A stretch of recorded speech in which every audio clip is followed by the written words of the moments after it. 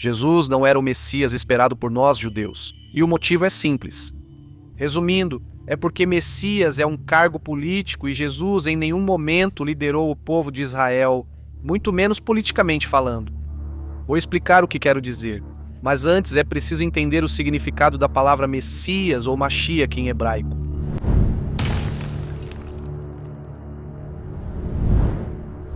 O problema é que, normalmente, as pessoas com um histórico cristão costumam relacionar a palavra Messias com a palavra Cristo.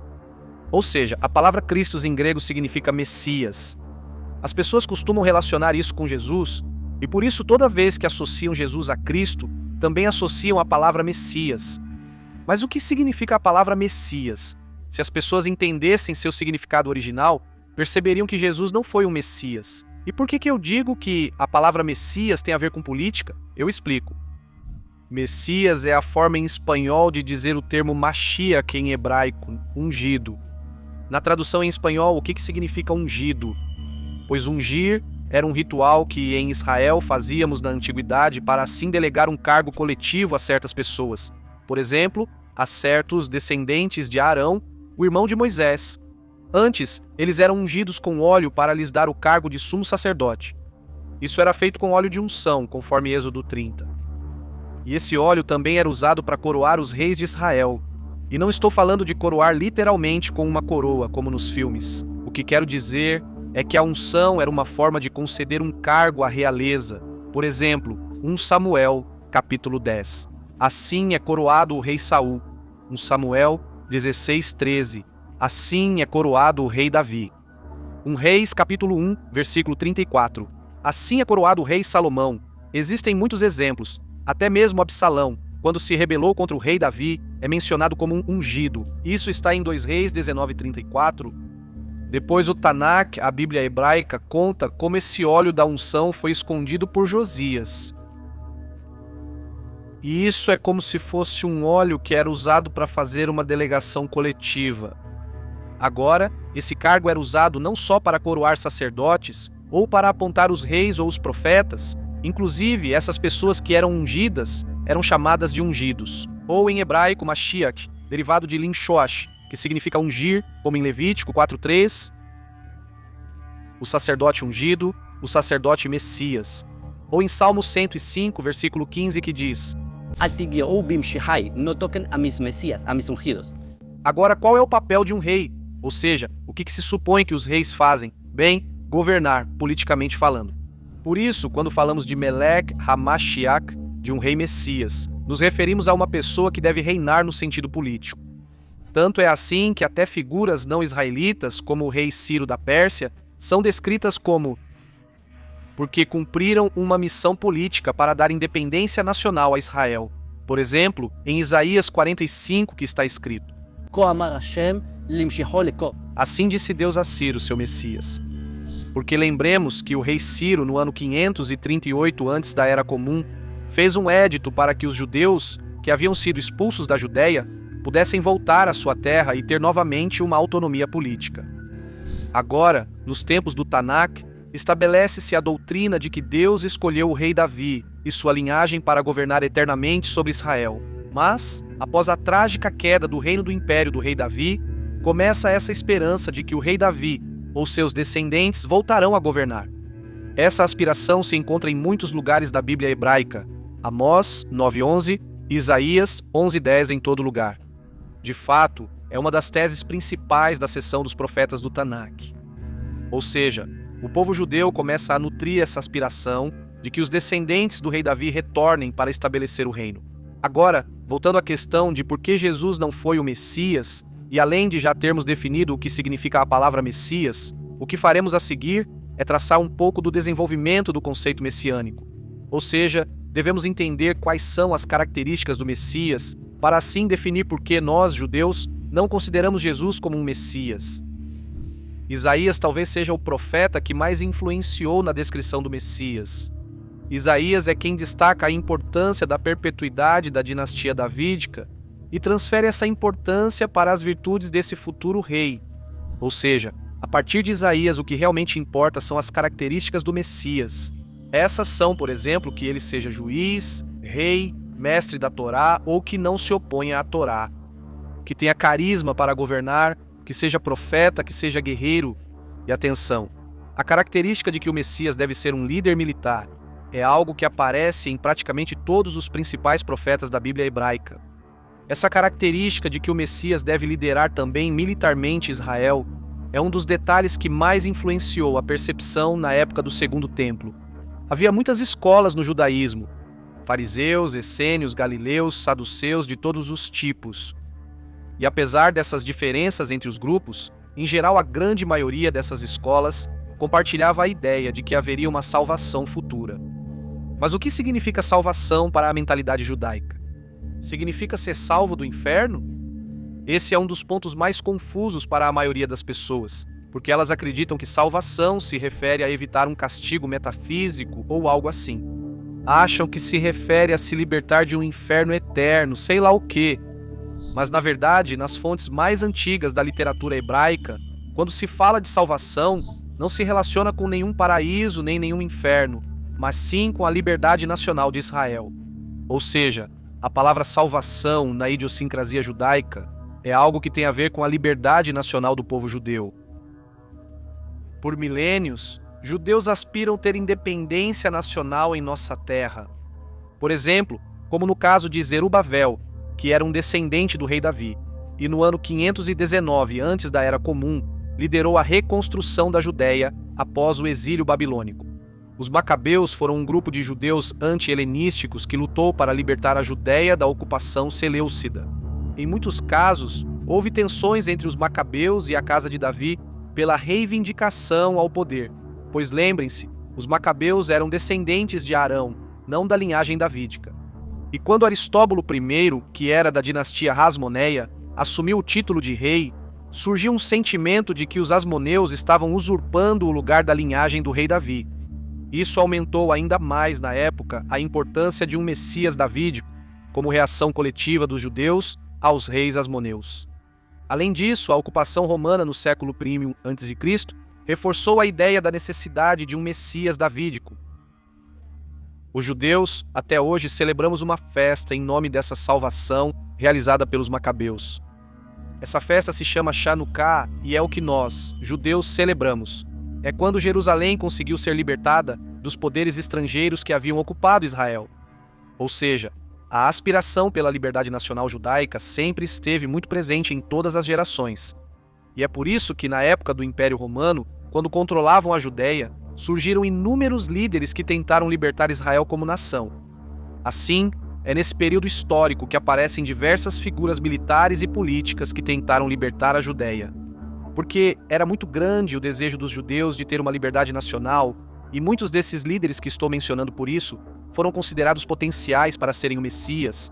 Personagens como Judas, o Galileu, ou Teudas, ou Shimon Bar Giora, que ao que parece, inclusive, Bar Giora foi coroado pelos zelotes como Messias.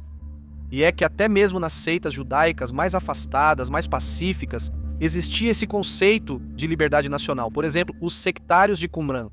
Como foi descoberto na documentação dos manuscritos do Mar Morto, ali aparecem até menções a 3 tipos de figuras messiânicas: o Mashiach sacerdotal, o davídico e o profeta. Ou seja, isso reflete que até mesmo para as seitas de Qumran, essas 3 funções eram vitais no Estado judeu ideal. Alguém que estabeleça o governo judeu onde exista um sacerdócio e haja profecia. Vale ressaltar que, para alguns grupos judeus daquela época, a ideia de salvação nacional era mais importante do que a própria figura do Messias, por exemplo. Por isso, certos textos da época nem mencionam o Messias, como os apócrifos Tobias, Sabedoria de Ben-Sira e outros. Ou seja, se vocês prestarem atenção nesses casos que mencionei, os judeus esperavam por um descendente de Davi que libertasse Israel do domínio estrangeiro. Por isso é correto, inclusive, que entre os judeus mais distantes, tanto geograficamente quanto ideologicamente, existisse essa ideia de uma liberdade nacional. Por exemplo, Filon de Alexandria, cujas ideias eram alinhadas com o helenismo. Ele, em sua explicação de Números 24, versículo 17, fala de um Messias humano e que Deus não é o próprio Messias. Em geral, as fontes judaicas assumem que o Messias será completamente humano, embora seja um humano excepcional. Em várias dessas fontes, ele aparece como algo excepcional. No fim, ele ainda é humano, filho de humanos. Outro exemplo de judeus da diáspora que foram considerados messias é o caso de um judeu egípcio que Flávio Joséfo comenta no segundo livro da Guerra dos Judeus. Joséfo conta que esse judeu do Egito liderou milhares de judeus pelo Monte das Oliveiras para tentar libertar a Judéia das mãos de Roma, mas isso fracassou. Em todas as esferas judaicas havia a ideia de buscar a liberdade nacional de Israel sob um Messias. Embora no caso dos saduceus talvez isso seja menos explícito, porque eles já tinham poder político, e faz sentido que, se você já tem poder político, não espere ter mais poder político, porque lembramos que os saduceus eram aliados de Roma. Era esperado que eles estivessem confortáveis com a ocupação romana. Mas em geral, se vocês perceberem, tudo o que falei até agora está alinhado com perspectivas nacionais e, portanto, não se aplica a Jesus. Na verdade, Jesus não libertou a Judéia. Pelo contrário, a Judéia continuou sob a ocupação romana por muitos séculos. Jesus também não reconstruiu nem reuniu os exilados de Israel. Na verdade, ao contrário, no tempo de Jesus, ocorreu a destruição da Judéia no ano 70. Catastroficamente, a destruição de Jerusalém causou uma dispersão judaica, uma dispersão que durou 2000 anos até 1948. Outro exemplo das características do Messias é que ele deve trazer uma era de paz, de bênção espiritual, bênção material. Na época de Jesus, sabemos que aconteceu o contrário. Por quê? Já se passaram 2 milênios de guerras. Muitas dessas guerras foram feitas e perpetuadas, infelizmente, em nome de Jesus. E por esse tipo de razão é que nós, judeus, não consideramos que Jesus tenha cumprido as expectativas de ser o Messias. Simplesmente, ele não foi um líder nacional que tenha realmente alcançado algo. Ele foi derrotado por seus inimigos, não cumpriu os requisitos mais básicos do Messias. Agora, é importante ressaltar que, no meio acadêmico, existem alguns que tentaram apresentar Jesus como se ele fosse um sedicioso contra Roma. Na verdade, a acusação pela qual Roma condena Jesus é justamente essa, por sedição. Por isso, quando Roma o condena, colocam uma placa que dizia Rei dos Judeus como uma zombaria. Em outras palavras, Roma está colocando essa placa sobre o executado para advertir as pessoas que nem sequer tentem estabelecer ou pretender estabelecer um reino judeu na Judéia, tentando se rebelar contra a ocupação romana. Ainda acredito que Jesus não foi um sedicioso tentando destruir Roma. Talvez falasse em restaurar o reino, mas sem intenção política. Acredito que Roma condenou Jesus por suposta sedição, mas não creio que ele tenha sido sedicioso. Tenho vários motivos para isso. Primeiro, porque mostrar Jesus como rebelde contra Roma não combina com a narrativa do Novo Testamento. É verdade que, se você pensar certas passagens do Novo Testamento, pode-se forçar essa narrativa de um Jesus sedicioso. Mas, em uma leitura global, no conjunto, essa não é a tese do Novo Testamento. E lembremos que, quando os acadêmicos tentam restaurar e fabricar esse Jesus histórico, eles fazem isso baseados primordialmente no Novo Testamento. Então, para mim, não faz sentido apresentar um Jesus sedicioso sob a ótica do Novo Testamento. Segundo, por que eu penso que Jesus não foi sedicioso? É porque, na minha leitura, o que eu considero que Jesus criou foi uma nova definição para a palavra reino de Deus. Ou seja, Jesus talvez realmente quisesse restaurar o reino de Deus, mas não em termos nacionais, e sim em termos metafísicos. Jesus meio que tentou redefinir o conceito de salvação, o conceito de reino de Deus, e tirá-lo das ideias nacionalistas de Israel. Por isso, Jesus não se encaixa na categoria nem de fariseu nem de essênio, mas sim, ele tinha sua própria seita. Essa é a razão pela qual a definição dele de salvação era diferente. A terceira razão para não crer que Jesus foi rebelde contra Roma, ao contrário de líderes como Teudas e Judas, o Galileu, é que seu movimento não teve grande destaque entre os judeus. Ou seja, Jesus até teve alguns seguidores e tal, mas me parece que faz sentido que Jesus tenha sido rejeitado como Messias pelos sábios judeus da época, e isso é uma demonstração de que ele não cumpriu com os princípios messiânicos que eram esperados em seu tempo. Ou seja, o que quero dizer é que uma forma de medir se Jesus foi considerado um candidato messiânico ou não é olhando qual foi a reação dos judeus de sua época. Agora, aos olhos das autoridades, os romanos não diferenciavam quem era um líder violento de quem era um líder pacífico. Para os romanos, isso não importava, essa distinção. O que os romanos temiam era que houvesse uma revolta judaica contra o império. Eles tinham medo de perder o poder. Então, bastava que aparecesse um líder judeu com uma dúzia de seguidores, por mais pacífica que fosse essa pessoa.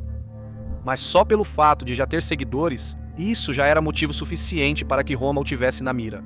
E mais, bastava que Jesus tivesse alguns seguidores que portassem espadas para que Roma acendesse o sinal de alerta e quisesse deter a liderança de Jesus. E de fato, no primeiro século, afinal, os judeus realmente se rebelaram contra Roma. Com essas esperanças messiânicas, iniciou-se a grande revolta contra Roma.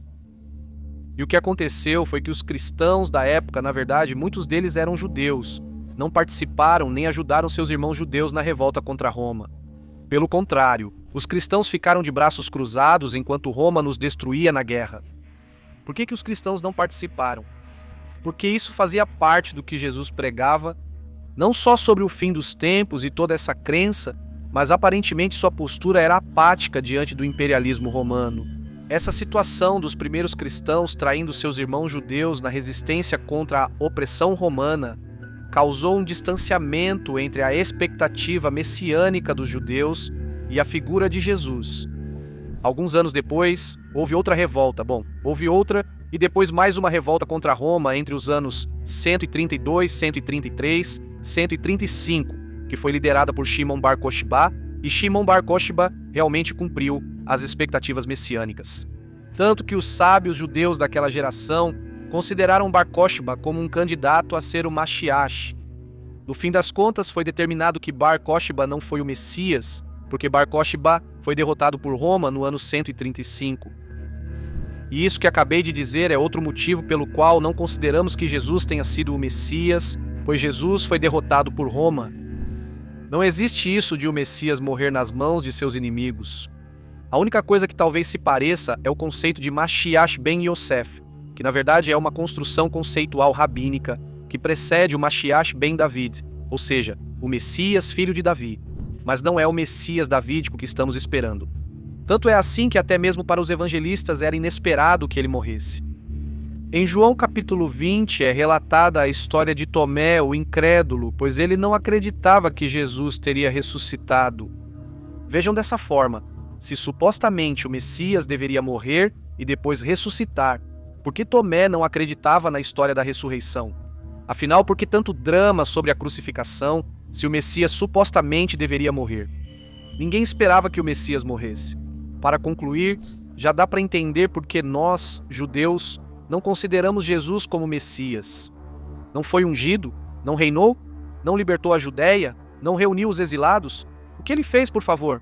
Andar pela Galileia cuspindo em cegos e contando fábulas? Essa não é a expectativa. Então, de onde veio toda essa confusão? Olhem, a única forma de transformar Jesus em um Messias é se você mudar a definição da palavra Mashiach. Ou seja, se o Messias deveria restaurar o reino de Israel e Jesus não fez isso, seus seguidores, após esse fracasso, passaram a dizer que não era um reino literal, mas sim dos céus. Se o Messias deveria trazer paz mundial e Jesus não trouxe, restou aos seguidores dizer: não é uma paz literal, mas sim no coração. E assim fizeram com cada definição das condições do Mashiach. Tiveram que adaptar a doutrina para que se ajustasse ao que Jesus fez. Foi assim que o cristianismo explicou por que Jesus, líder da seita, não atendeu às expectativas messiânicas. Seus seguidores sectários, decepcionados e nesse estado de negação, mudaram a definição.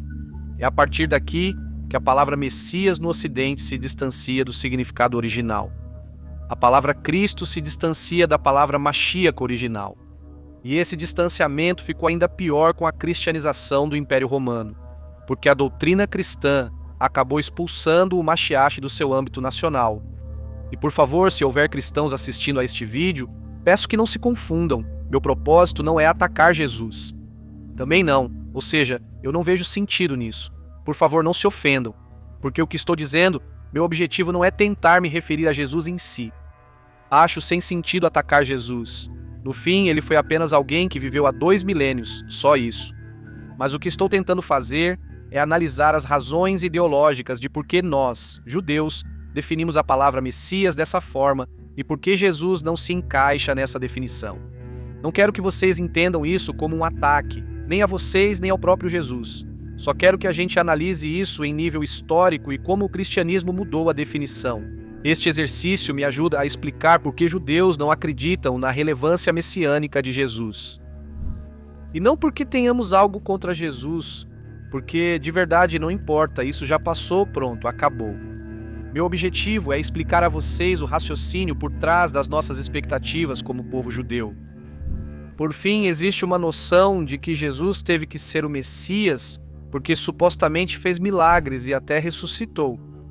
Esse é um dos argumentos que costumamos ouvir entre os apologistas cristãos. A questão é que os milagres não são um fator determinante para considerá-lo o Messias. Como já dissemos, as conquistas nacionais, como alcançar uma independência política judaica, esses sim são fatores significativos na hora de falar de um Messias como base.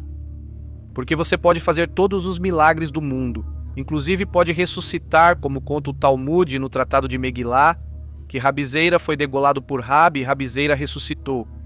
Mas isso não importa. Há muitos relatos de sábios ressuscitando e semelhantes. Também na Bíblia, até mesmo o profeta Eliseu reviveu pessoas. Elias, o profeta também. Aliás, Elias nunca morreu. Elias ascendeu ao céu em vida. Elias venceu a morte. Mas não é isso que faz uma pessoa ser o Messias.